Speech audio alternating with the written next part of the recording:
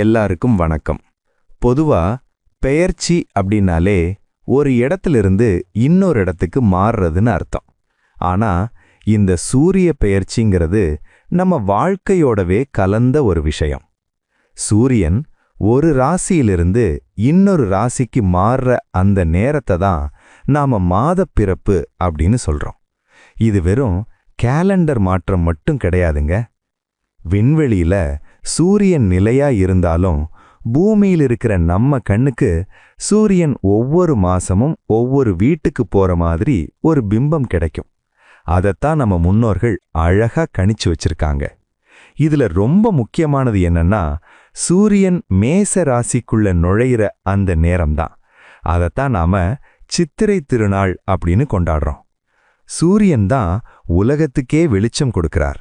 அவர் ஒரு இடத்திலிருந்து இன்னொரு இடத்துக்கு மாறும்போது அது இந்த பூமியில் இருக்கிற செடி கொடி மனுஷங்கன்னு எல்லாத்துலேயும் ஒரு தாக்கத்தை ஏற்படுத்துது.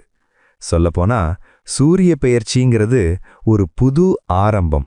பழசையெல்லாம் விட்டுட்டு புது உத்வேகத்தோட அடுத்த கட்டத்துக்கு போறதுக்கான ஒரு சிக்னல் இது. ஜோதிட ரீதியா பார்த்தா சூரியன் தான் ஆத்ம காரகம் அப்படின்னு சொல்லுவாங்க. அதாவது நம்ம மனசுக்கும் தைரியத்துக்கும் அவர்தான் அதிபதி. அதனால தான் சூரியன் மாறும்போது நம்மளோட எண்ணங்களும் செயல்களும் கூட கொஞ்சம் மாறும்னு பெரியவங்க சொல்லுவாங்க. இதை நாம நம்பிக்கையோட அணுகணும். இயற்கை கூட இந்த நேரத்துல தன்னை புதுப்பிச்சுக்கும். மரங்கள்ல புது இலைகள் வர்றதும் பூக்கள் பூக்கிறதும் இந்த கால மாற்றத்தால தான் நடக்குது. இந்த சூரிய பெயர்ச்சி நேரத்துல நாம பண்ற தான தர்மங்கள் வழிபாடுகள் எல்லாமே நமக்கு ஒரு பாசிட்டிவ் எனர்ஜியை கொடுக்குங்கிறது நிதர்சனமான உண்மை. குறிப்பா உழவர் பெருமக்களுக்கு இது ரொம்ப முக்கியமான நேரம். அறுவடை முடிஞ்சு அடுத்த சாகுபடிக்கு தயாராகிற ஒரு உன்னதமான தருணம் இது. இன்னைக்கு இருக்கிற அவசர உலகத்துல நாம காலத்தை கவனிக்க மறந்துடுறோம். ஆனா இந்த மாதிரி பெயர்ச்சிகள் தான் நேரம் எவ்வளவு முக்கியம் அப்படின்றத நமக்கு ஞாபகப்படுத்துது. இந்த மாற்றத்தை நாம வெறும் சடங்கா பார்க்காம நம்ம வாழ்க்கையில ஒரு நல்ல மாற்றத்துக்கான தொடக்கமா எடுத்துக்கணும்னு நான் கேட்டுக்கிறேன். வர்ற இந்த சூரிய பெயர்ச்சி உங்க எல்லாருடைய வாழ்விலையும் ஒளியையும் ஆரோக்கியத்தையும் நிம்மதியையும் கொண்டு வரட்டும்னு, அந்த வகையில ஒவ்வொரு ராசிக்கும் இந்த சூரிய பெயர்ச்சி என்னென்ன பலன்களை கொடுக்க போகுதுன்னு பார்ப்போம்.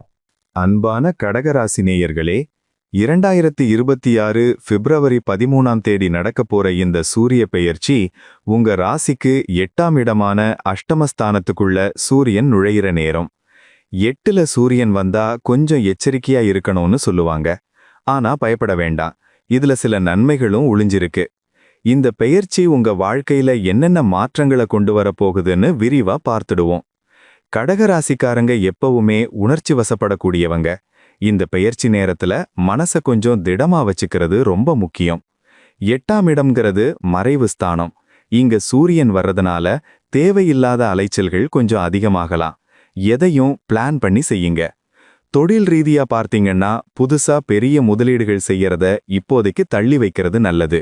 இருக்கிற தொழிலை கவனமா பார்த்துக்கிட்டாலே போதும். உத்தியோகத்துல இருக்கிறவங்களுக்கு வேலை பழு கொஞ்சம் அதிகமா இருக்கும். மேலதிகாரிகளோட பேசும்போது வார்த்தையில நிதானம் ரொம்ப முக்கியம். அவசரப்பட்டு வேலையை விடுற முடிவை எடுக்காதீங்க. பணப்புழக்கம் ஓரளவுக்கு இருக்கும், ஆனா வந்த வேகத்துல செலவும் காத்துக்கிட்டு இருக்கும். சுப செலவுகளா மாத்திக்கிறது உங்க புத்திசாலித்தனம். இப்போதைக்கு யாருக்கும் கடன் கொடுக்காதீங்க. அதே மாதிரி ஜாமீன் கையெழுத்து போடவே போடாதீங்க. அது பின்னாடி உங்களுக்கே பிரச்சனையா முடியலாம். குடும்பத்துல சின்ன சின்ன விவாதங்கள் வரலாம். விட்டு கொடுத்தவன் கெட்டு போவதில்லைங்கிற பழமொழி இப்போ உங்களுக்கு தான் ரொம்ப பொருந்தும். கணவன் மனைவிக்குள்ள ஒருத்தர் புரிஞ்சுக்க முயற்சி செய்யுங்க. சின்ன விஷயத்த பெருசு பண்ணாம இருந்தாலே பாதி நிம்மதி கிடைச்சிடும். மாணவர்களுக்கு படிப்புல மந்த நிலை வரலாம்.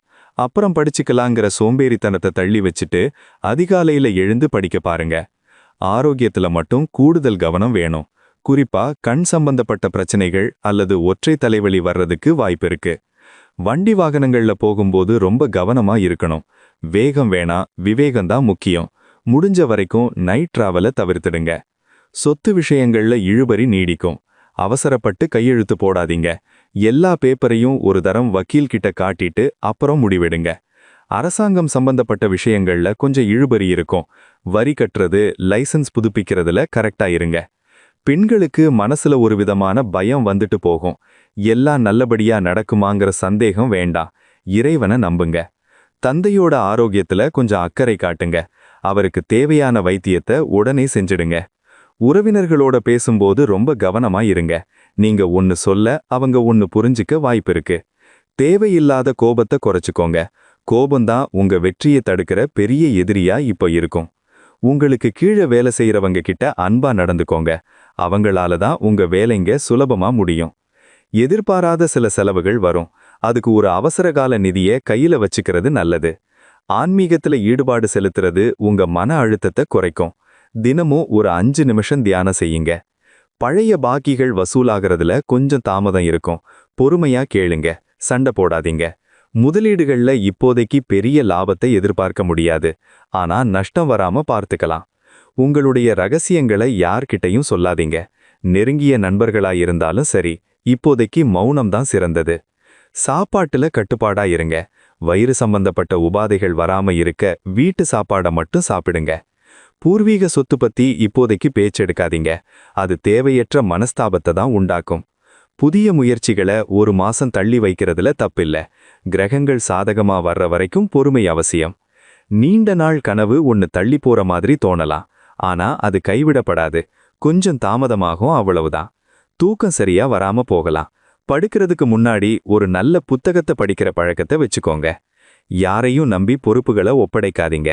நீங்க நேரடியா நின்னு செய்யற வேலை மட்டும்தான் சக்சஸ் ஆகும். அடுத்தவங்க பத்தி புறம் பேசுறத நிறுத்திடுங்க. அது உங்களுக்கே தெரியாம உங்களை ஒரு சிக்கல்ல மாட்டிவிடும். திடீர்னு ஒரு ஆன்மீக பெரியவரை சந்திக்கிற வாய்ப்பு கிடைக்கும். அவரோட ஆசி உங்களுக்கு ஒரு பெரிய பலமா இருக்கும். உங்களுக்கு ஒரு தைரியம் வரும். என்ன நடந்தாலும் பார்த்துக்கலாம் அப்படிங்கிற அந்த வைராகியம்தான் உங்களை காப்பாத்தும். முன்னோர்களோட ஆசி உங்களுக்கு எப்பவும் உண்டு. அவங்கள நினைச்சு ஒரு தீபம் ஏத்துங்க. வாகன பழுதுகள் வரலாம். அதுக்குன்னு கொஞ்சம் பண செலவாக வாய்ப்பிருக்கு. வீட்ல இருக்கிற பெரியவங்க பேச்சை கேட்டு நடங்க. அவங்க அனுபவம் உங்களுக்கு ஒரு வழிகாட்டியா இருக்கும். பொது வாழ்க்கையில இருக்கிறவங்க கொஞ்சம் அடக்கி வாசிக்கிறது நல்லது. வீண் பழி வராம பார்த்துக்கோங்க. உங்களுடைய தன்னம்பிக்கை குறையாம பார்த்துக்கோங்க. இது ஒரு டெம்பரவரி காலகட்டம்தான். சீக்கிரம் சரியாயிடும். கடன் வாங்குறத முடிஞ்ச வரைக்கும் தவிர்த்திடுங்க. வட்டிக்கு மேல வட்டி ஏறுறது உங்களை கஷ்டத்தை கொடுக்கும். கடவுள் நம்பிக்கை தான் உங்களுக்கு இப்போ இருக்கிற ஒரே பெரிய ஆயுதம். அதை பிடிச்சுக்கோங்க. கடைசியா ஒண்ணு, இந்த சூரிய பெயர்ச்சி உங்களுக்கு நிதானத்தையும் பொறுமையையும் கத்துக் கொடுக்க போகுது. பரிகாரம்: கடகராசிக்கு அதிபதி சந்திரன். சூரியன் இப்போ 8ஆம் இடத்துல இருக்கிறதுனால நீங்க திங்கட்கிழமை அன்னைக்கு சிவபெருமான் கோவிலுக்கு போய் பால் அபிஷேகம் செய்யுங்க. ஞாயிற்றுக்கிழமை மாலை நேரத்துல பைரவர் வழிபாடு செய்யறது ரொம்ப விசேஷம். பசுமாட்டுக்கு வெல்லம் கலந்த கோதுமை தவிடு கொடுங்க. ஓம் நமசிவாய மந்திரத்தை தினமும் 108 முறை சொல்லுங்க. எல்லா கஷ்டமும் நீங்கி சுபிட்சம் உண்டாகும். இதே போன்று மீண்டும் ஒரு பதிவில் சந்திப்போம். நன்றி, வணக்கம். இந்த சேனல் உங்களுக்கு பிடிச்சிருந்தா மறக்காம சப்ஸ்கிரைப் பண்ணுங்க, ஷேர் பண்ணுங்க, லைக் பண்ணுங்க, கமெண்ட் பண்ணுங்க.